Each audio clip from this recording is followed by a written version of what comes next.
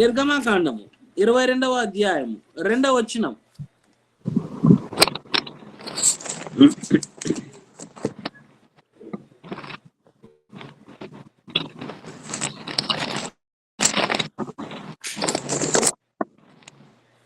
నిర్గమకాండము 22వ అధ్యాయము 2-3 వచనాలు.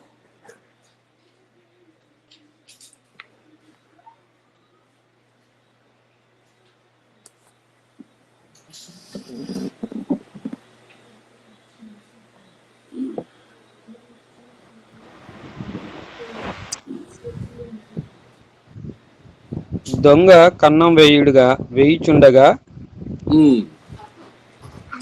వాడు దొరికి చచ్చునట్లు కొట్టబడిన ఎడల అందువలన రక్తప్రాధం ఉండదు. రైట్. ఇక్కడ విషయం ఏంటంటే నిర్గమకాండంలో ప్లీజ్. ఓకే. సూర్యుడు ఉదయించిన తర్వాత వాని కొట్టిన ఎడల వానికి రక్తప్రాధం ఉండును. వాడు సరిగా సొమ్ము మరలా చెల్లింపవలెను. వానికి ఏమీ లేకపోయిన ఎడల వాడు దొంగతనం చేసినందుకు అమ్మబడవలెను. రైట్. ఇక్కడ సిచ్యువేషన్ బాగా అర్థం చేసుకోండి. దేవుడు నిర్గమకాండంలో ఏం చెప్తున్నాడు అంటే, దొంగ కన్నము వేయిచూ ఉండగా, అంటే దొంగ అంటే మనకు తెలుసు, కన్నము అంటే ఏంటి? దొంగతనానికి మన ఇంటికి వచ్చినప్పుడు ఏం చేయాలి? అబ్బా సూపర్, మంచిగా వచ్చావు రాయా, నువ్వు ఈరోజు నీకు చక్కగా మరి అన్ని ఇంట్లో ఉన్నాయి, దోచుకోపో అంటావా? ఏం చెప్పాడు దేవుడు? దేవుని వైపు చూస్తే దొంగ వచ్చినప్పుడు ఏం చేయాలి? నెంబర్ 1 చెప్పండి, ఏం చేయాలి అంటే దేవుడు చెప్తున్నాడు, దొంగ కన్నము వేయించుండగా. మన ఇంటిలోనికి దొంగ వచ్చినప్పుడు, రాత్రి వేళల్లో కానీ ఎప్పుడైనా సరే దొంగ వచ్చినప్పుడు, ఓకే, దొంగ వచ్చినప్పుడు ఆ దొంగ కన్నము వేయించుండగా వాడు దొరికి ఎవరికి దొరికాడు? ఇంటోళ్ళకి దొరికిపోయాడు. రైట్. ఇంటోళ్ళ చేతిలో ఇంటోళ్ళకి దొరికిపోయాడు. ఇంటోళ్ళు బాగా చెదగొట్టారు. ఆ దెబ్బల్లో ఒక దెబ్బ తలకు తగిలింది, వాడు చచ్చాడు. అర్థమవుతుందండి? ఇప్పుడు ఇంటోళ్ళు మనసంగా ఉన్నారండి, ఇంట్లో వాళ్ళు హ్యాపీగా ఉన్నారు, మనసంగా ఉన్నారు, వాళ్ళు ఏదో వాళ్ళు జీవనం ఉన్నారు. వచ్చింది ఎవరిది మిస్టేక్? ఇక్కడ ఇటు దొంగోడిది. ఇంటిలోనికి వచ్చాడు. అలాంటి టైంలో నువ్వేం చేయాలి అంటున్నాడు దేవుడు. ఏమంటున్నాడు అంటే, దొంగ కన్నము వేయిచుండగా అంటే ఇంటిలోనికి వచ్చి ఏదో హోల్ పెట్టో లేదంటే డోర్ పగలగొట్టో ఇంట్లోకి వచ్చినప్పుడు వాని కొట్టినప్పుడు, అంటే వాని కొట్టినప్పుడు ఒక దెబ్బ ఏడో చోట పడి వాడు చచ్చిన ఎడల, వానికి కొట్టిన ఎడల, రైట్, కొట్టిన ఎడల అందువలన రక్త అపరాధం ఉండదు. అంటే ఏంటి? కొట్టిన నీవు ఎందుకు కొట్టావు అని అంటే, వాడు నిన్నేడ చంపేస్తాడు అని నిన్ను నీవు కాపాడుకోవడానికి వాని కొట్టడము, ఆ కొట్టిన ఒక పొరపాటున దెబ్బల్లో కొన్ని దెబ్బలు తగిలి వాడు చనిపోవడం జరుగుతుంది. సో ఇప్పుడు చనిపోయినప్పుడు ఎవరిది తప్పంటారు? ఇంటిలో ఉన్నటువంటి వీడు వాణ్ణి కొట్టాడు. దేనికోసం కొట్టాడు అంటే సెల్ఫ్ డిఫెన్స్. దొంగలు వచ్చిన వాళ్ళు ఎలా ఉంటారంటే అండి, ఒకసారి నేను గత 5 సంవత్సరాలు 6 సంవత్సరాలు 7-8 సంవత్సరాలు అవుతుంది అనుకుంటా, ఒక న్యూస్ విన్నాను. ఒంగోలులో సెంటర్లో ఒక ఆమె మధ్యాహ్నం ఇంట్లో ఉందట. ఇంట్లో ఉంటే ఏదో చిన్న హెల్ప్ కోసం అని వాడు అడిగి ఇంట్లో తలుపులు తీసుకొని ఒంగోలులో వాడు ఏం చేశాడంటే, గొంతులో బంగారు తీసుకొని గొంతు కోసి చంపిపోయాడు వాడు. దొంగలు అందరూ ఏం చేస్తారంటే చంపే కదా పోతారు చాలా మంది. ఎవరైతే బాగుందిలే వదిలేసిపోతానని అంటారా? ఏమండి, ఒంగోలులో జరిగినటువంటి ఇన్సిడెంట్ ఇది. నాట్ ఓన్లీ ఒంగోలు, చాలా చాలా ప్రాంతాలలో మిట్ట మధ్యాహ్నమే ఒకడు ఇంటిలోకి చొరబడి గొంతులో ఉన్న బంగారం, అమ్మగారేంటో మరి ఆ మధ్య కాలంలో బంగారు వేసేసుకొని ఉందేమో నాకు తెలియదు, వాళ్ళ దొంగలు కన్నం వేశారు. ఆ టైంలో వెళ్ళారు. ఒంగోలు నుంచి వచ్చిన పాస్టర్కి గుర్తుంటది, మిట్ట మధ్యాహ్నం 1 గంట నుండి 2 గంటల మధ్య సమయంలో ఒక దొంగ ఒకరి ఇంటిలోనికి వెళ్ళి గొంతు కోసి చంపేశాడు. ఆమెను చంపి బంగారు ఎత్తుకొని పోయాడు. అవునా కదా? మరి ఇలాంటి సందర్భాల్లో ఏం చేయాలి? బాగా దొంగోడు వచ్చాడు, దొంగోడి చేతిలో చచ్చిపోవాలా? క్రైస్తవులుగా మనం కూడా ఎవడైనా సరే మనల్ని కొడితే, ప్రాణం పోయేటట్టు కొడితే మనం కూడా వాళ్ళ చేతిలో బాగా కొట్టారో కొట్టరా నేను చచ్చిపోతాను అని చెప్పేసి చెప్పాలా? ఇంత ఈ విధంగా ఇంత దీనంగా చనిపోమని దేవుడు చెప్పాడా? చెప్పండి. సో ఈరోజు బైబుల్ ఏమని చెబుతుందో మనం ఆలోచన చేయాలి. Self defence. I'm not saying that I'm not talking about, ఏమంటారు, నేను గొడవల గురించి మాట్లాడట్లేదు. మనము ఊరికే ఉండే వాళ్ళని పోయి గొడవ పెట్టుకొని సువార్త నమ్మకపోతే నేను కొట్టేస్తానరా, నేను చంపేస్తానరా అని చెప్పట్లేదు. రైట్? ఇక్కడ మాట్లాడుతున్నది ఏంటి అని అంటే, మన ప్రాణం మీదకి, ఒక మనిషిగా మన ప్రాణం మీదకి వచ్చినప్పుడు మనం ఏం చేయాలి అని అంటే, ఇక్కడ వాక్యం ఏం చెప్తుందంటే, ఒక దొంగ ఇంట్లోకి వచ్చేసి నిన్ను చంపడానికి ప్రయత్నం చేసిన నీవు ఆ టైంలో నిన్ను నువ్వు కాపాడుకోవాలి. కాపాడుకునేటువంటి ఈ తరుణంలో వాడిని చితగొట్టి నీవే చితగొట్టావు అనుకో, వాడు చచ్చాడు అనుకో, అప్పుడు దాన్ని ఏమంటారు? నీకేమి ఆ రక్త అపరాధం ఉండదు. అది దాని మీనింగ్. ఓకే, సో దేవుడు ధర్మశాస్త్రంలో చెప్తారు, సార్ ఇది మన ఇజ్రాయేలీలకి సార్, ఇది మనకు కాదు సార్, అది 12 గోత్రాలకు సార్, మనకు కాదు సార్, మోషే గారు రాశారని అంటారా? సో ఇక్కడ మనం అర్థం చేసుకోవాల్సిన పాయింట్, చాలా మంది from the beginning to the end అర్థం చేసుకోవాల్సిన పాయింట్, ఒక ఉదాహరణ నేను మీకు అర్థం అవటానికి చెప్తా. అవ్వ ఆదాముకు దేవుడు ఏమని చెప్పాడు? చెట్టు పండు తినద్దు అన్నాడు, ఏదేను తోటలో.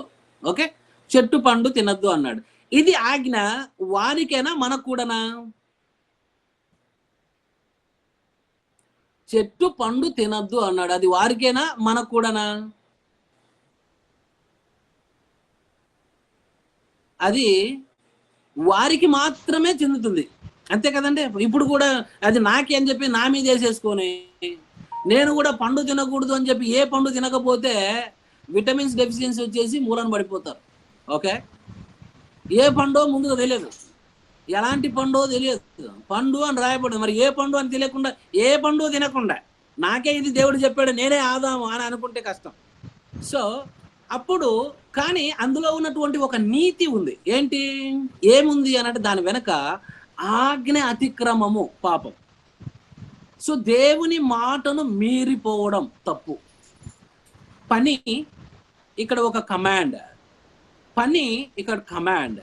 ఈ నీతి ఏదైతే ఉందో, దేవుని ఆజ్ఞను మీరిపోవడం, అది పాపం అనేది, అది మనకు వర్తిస్తుందా? మనకు వర్తిస్తుంది. కానీ చెట్టు పండు తినద్దు అనేది మనకు వర్తించదు. రైట్? అర్థమవుతుందండి క్లియర్ కట్ గా? సో చెట్టు పండు తినద్దు అన్నది అవ్వ ఆదాముకు రైట్, అది మనకు వర్తించదు. దాని వెనక ఉన్నటువంటి నీతి ఏదైతే ఉందో, ఆజ్ఞ అతిక్రమించకూడదు అంటేనే అతిక్రమించాడు. సాకులు చెప్పారు, సాకులు చెప్పిన తర్వాత ఈడెన్ గార్డెన్ లో నుండి బయటికి నెట్టేసి ఖడ్గాన్నే దేవుడు పెట్టాడంటే ఎంత ఘోరమైనటువంటి హృదయంగా మారిపోయిందో ఆదాముది అర్థం చేసుకోవాలా. ఖడ్గాన్నే పెట్టాడంటే దేవుడు అంటే ఏంటి? మరలా ఈడు వస్తాడు అంటే ఇట్లా మనం అనుకుంటాం కదా, ఈడు దొంగనా కొడుకు మరలా దొంగ పనులు చేస్తాడు అని మనకు ఎలా అనుకుంటామో, రైట్? అలానే దేవుడు కూడా ఆదాము మరలా వస్తాడని ఖడ్గాన్ని పెట్టాడు. ఎందుకు? డిఫెన్స్. ఏమంటారు దీన్ని?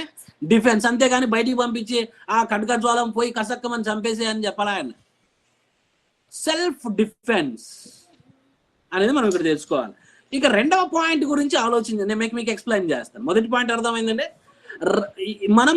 మనము చక్కగా ఇంట్లో ఉన్నప్పుడు, ఇంట్లో అంటే ఏంటి? మన ఇంట్లో ఉండొచ్చు, మనం చర్చిలో ఉండొచ్చు. రైట్? బాగా చెప్తున్నాను వినండి క్రైస్తవులారా, బాగా వినండి. మనం చర్చిలో ఉన్న మన ప్రాపర్టీ, అది చర్చిలో మన ప్రాపర్టీస్. చర్చిలో ఉంటేనే మనం ఈ జీవితాన్ని గడుపుతున్నాం. That is the believer's life, that is the life of Christianity.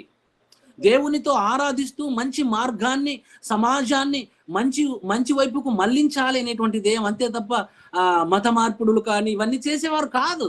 మతం అనేటువంటి పదాన్నే మాటలాడని వారు క్రైస్తవులు, అంతే కదా. క్రైస్తవం అనేది మతమే కాదు. Right? Okay, coming to the point.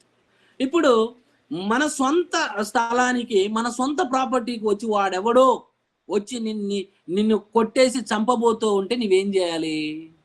ఆ టైంలో, ఇలాంటి సందర్భంలో దొంగలాంటి వాడు నీ ప్రాపర్టీని కన్నం వేస్తే, ఓకే, చర్చిలో అవ్వచ్చు, ఇల్లు అవ్వచ్చు, నీ సొంత స్థలం అవ్వచ్చు, ఏదైనా అవ్వచ్చు, వస్తే ఆ టైంలో నువ్వు వాడిని పట్టుకొని కొట్టినప్పుడు,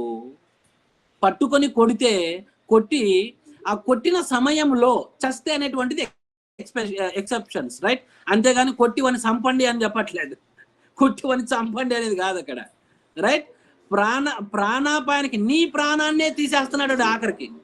అలాంటి సందర్భంలో సెల్ఫ్ డిఫెన్స్ చేసుకునే టైంలో ఒకవేళ వాడు చనిపోతే రక్త అపరాధం ఉండదు అని దేవుడు చెప్తున్నాడు. అంటే అది క్యాలిక్యులేషన్ కిందకి రాదు, అది సెల్ఫ్ డిఫెన్స్ కోసం చేశావు, సెల్ఫ్ డిఫెండ్ చేసుకో అని దేవుడు అంటున్నాడు, ప్రాణాన్ని కాపాడుకో అంటున్నాడు. ఇది ఇజ్రాయేలీలకే కాదండి, ప్రపంచంలో ఉన్న తన బిడ్డలుగా ఉన్న ప్రతి ఒక్కరికి దేవుడు చెబుతున్న మాట. దీని వెనుక నీతిని మనం గ్రహించాలి.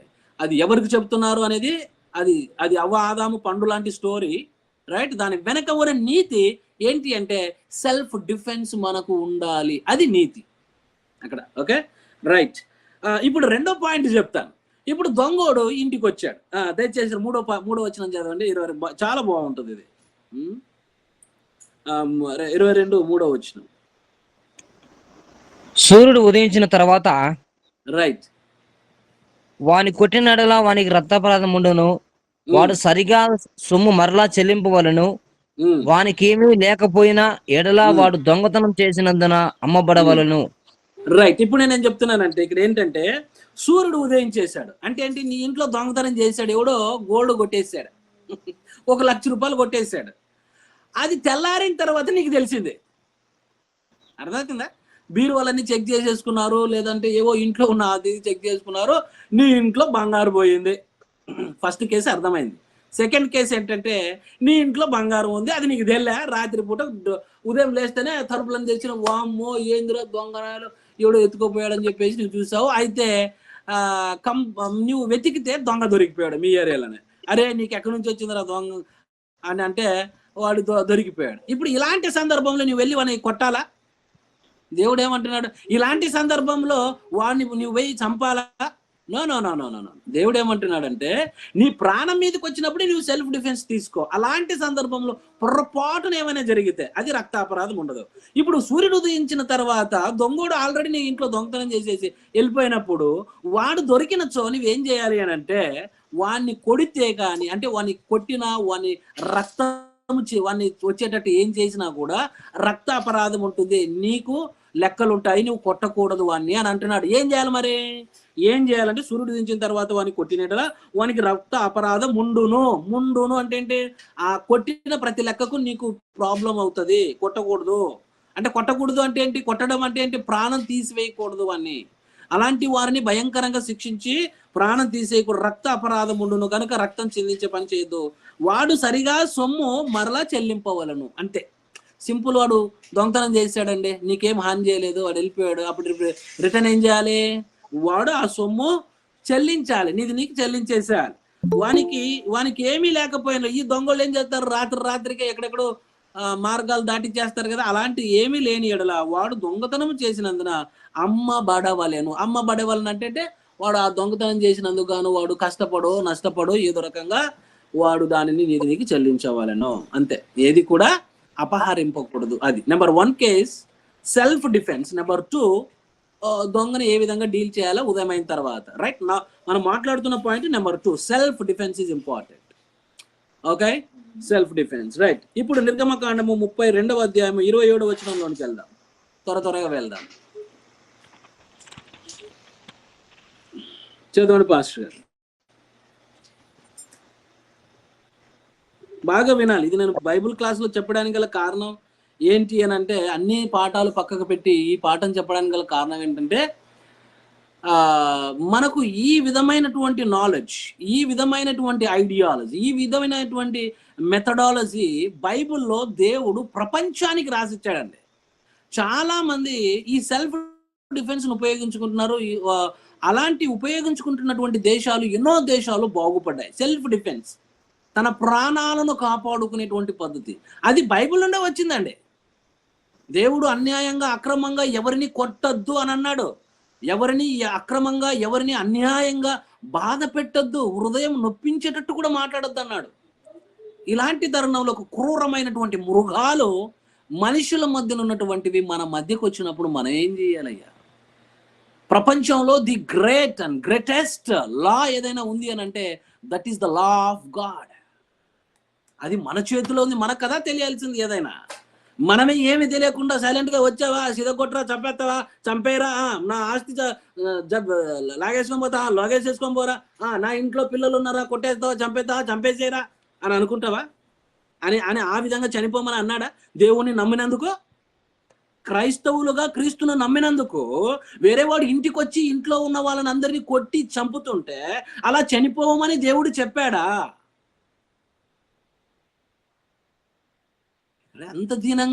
అంత దీనంగా ఉంటుందా క్రైస్తవం అంటే? No no no no. Christianity means Jesus say that the principles of law. చూద్దాం 32వ అధ్యాయం 27వ వచనం, నిర్గమకాండ.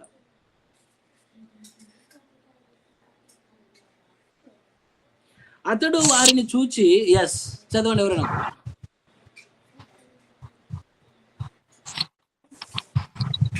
వారి పేరు మనుషుల్లోనూ లేకుండా చేసేదని అనుకుందును. వారు విరోధులు నిజము గ్రహించకుందురేమో అని, ఎంత యెహోవా చేసినది కాదు, మా బలము చేత వారిని గెలిచితిమి అని వారు అనుకుందురేమో. విరోధి గర్వమునకు భయపడి చెదరగొట్టడం లేదు. నిర్గమకాండము 32వ అధ్యాయము 27వ వచనంలో ఈ విధంగా ఉంది. అతడు వారిని చూచి, ఎస్, మీలో ప్రతివాడును తన కత్తిని తన నడుమును కట్టుకుని పాలెములో ద్వారము నుండి ద్వారమునకు వెళ్ళుచు, ప్రతివాడు తన సహోదరుని, ప్రతివాడు తన చెలికాన్ని, ప్రతివాడు తన పొరుగు వారిని చంపవల్లని ఇజ్రాయేలీల దేవుడైన యెహోవా సెలవిచ్చుచున్నాడని. ఇది వ్రాతపూర్వకంగా మనకు అప్లై అవ్వదు. ఇందులో ఉన్న ఎసెన్స్ ఏంటి అని అంటే, కత్తులు కట్టుకొని పోయి సహోదరులు చంపడం అనేటువంటిది అక్కడ సందర్భం ఏంటి అంటే, దేవుని యొక్క లాను, దేవునికి తిరస్కారంగా వ్యతిరేకంగా ఉన్నటువంటి వారికి స్క్రిప్చురల్ గా లిటరల్ గా వాళ్ళకి చెప్పాడు. అయితే ఇందులో ఉన్నటువంటి సారాంశం ఏంటి అని అంటే, ఇందులో ఉన్న నీతి ఏంటి అని అంటే, సెల్ఫ్ డిఫెన్స్ అనేటువంటిది ఉండాలి. అతడు వారిని చూచి, మీలో ప్రతివాడు తన కత్తిని తన నడుమున కట్టుకొని పాలెములో ద్వారము నుండి ద్వారమునకు వెళ్ళొచ్చు. అంటే ఏంటి? కత్తిని నడుము కట్టుకో అంటే ఎందుకు కట్టుకోవాలి అంటే గొడవ పడ్డానికా? కాదు. ఎందుకు అంటే నీ ప్రాణాలు రక్షించుకొనుట కొరకు. ఇది పాయింట్. మీరు మొత్తం ఆ చాప్టర్ అంతా చదివితే మీకు అర్థమవుతుంది.